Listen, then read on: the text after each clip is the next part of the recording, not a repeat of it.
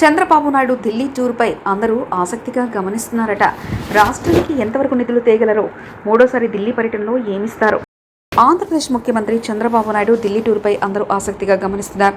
ఈసారి రాష్ట్రానికి ఎంతవరకు నిధులు తేగలరు అన్న అంశంపైన టీడీపీలోనూ ఇటు విపక్ష వైసీపీలోనూ చర్చ జరుగుతుంది. చంద్రబాబు నాయుడు ముఖ్యమంత్రిగా ప్రమాణ స్వీకారం చేసిన తర్వాత మూడోసారి ఢిల్లీ వెళ్లారు. ప్రధాని నరేంద్ర మోదీని మరికొందరు కేంద్ర మంత్రులను కలిశారు.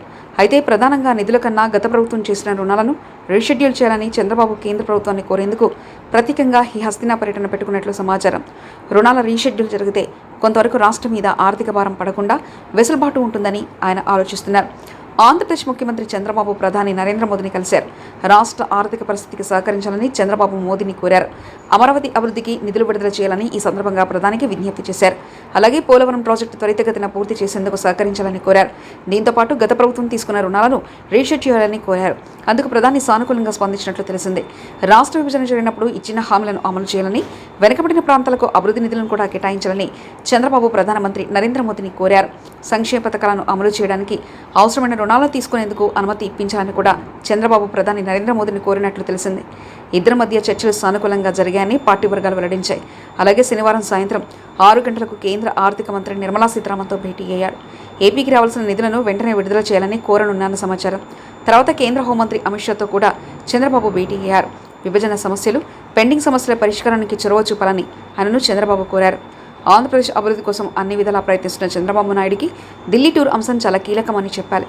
ముఖ్యంగా ఢిల్లీ పెద్దలను కలిసి ఏ అంటే అమరావతి, పి అంటే పోలవరం ప్రాజెక్ట్, ఏపీ కోసమే సీఎం చంద్రబాబు నాయుడు మాట్లాడే అవకాశం కనిపిస్తుంది.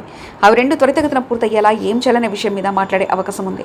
ముఖ్యంగా నరేంద్ర మోదీతో మాట్లాడిన తర్వాత కేంద్ర మంత్రి నిర్మలా సీతారామన్, అలాగే కేంద్ర మంత్రి అమిత్ షాతో మాట్లాడి పోలవరం అలాగే అమరావతిపై రాష్ట్ర ప్రభుత్వం నిర్ణయాలు ప్రకటించే అవకాశం కనిపిస్తుంది. అలాగే వాటి నిర్మాణాలకు సంబంధించి అన్ని అంశాలు డిస్కస్ చేసే అవకాశం ఉంది. ఇక అమరావతి, పోలవరంతో పాటు రాష్ట్రంలో ఉన్న ఇతర సమస్యల మీద కూడా చంద్రబాబు నాయుడు చర్చించే అవకాశం కనిపిస్తుంది. రాష్ట్రాలకు సంబంధించి విభజన హామీలు, అనేక సమస్యలు, విషయాల్లో నిధులు మంజూరు, ఇతర ప్రాజెక్టులు రాష్ట్రానికి వచ్చేలా ఇచ్చిన హామీలు అమలు చేస్తారని, అలాగే విభజన హామీలు వెంటనే అమలు చేయాలని కూడా కోరే అవకాశం కనిపిస్తుంది. ప్రస్తుతం చంద్రబాబు నాయుడు ఎన్డీఏ ప్రభుత్వంలో కీలకమైన నాయకత్వ పాత్ర పోషిస్తున్నారు. ఈ నేపథ్యంలో కేంద్రం కూడా చంద్రబాబు మాటలను ఇదివరకట్లా తోసిపుచ్చే అవకాశం కనిపించట్లేదు. మరోపక్క చంద్రబాబు నాయుడు అడిగిన అన్ని పనులకు నిధులనిచ్చే అవకాశం కూడా లేదు.